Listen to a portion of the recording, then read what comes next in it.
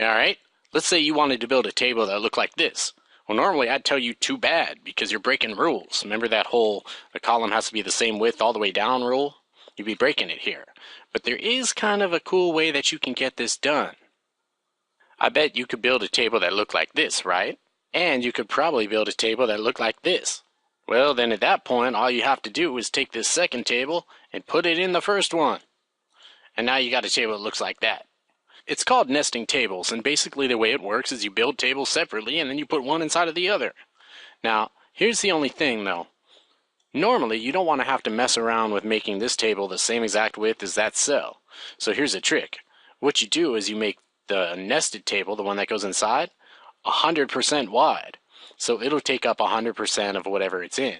So right now it's taking up the whole page, right? But if I took it and put it inside of that little cell right there, it would just take up whatever is in the cell. So the way you do it is you actually build things separately, and then you put one inside of the other. Why don't we do this?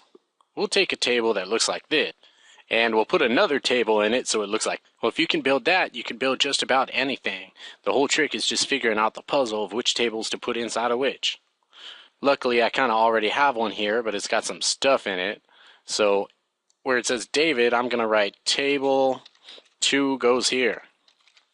And in the next cell, I can leave whatever I feel like in there. Right now it says Lieberman loves HTML, just in the pursuit of cleanliness. Why don't we just put a non-breaking space in there? I'm going to go check out my table, hit refresh. There it is, table 2 goes there. Now I'm going to build my second table, and I'm going to build it separately so I can see what it looks like on the screen. Remember, all nested tables are 100% wide. Alright? So I'm going to come in here. I'm going to do it by copying and pasting because I'm like that. So maybe I'll click underneath and put in a break or two. And then I'm just going to paste my first table.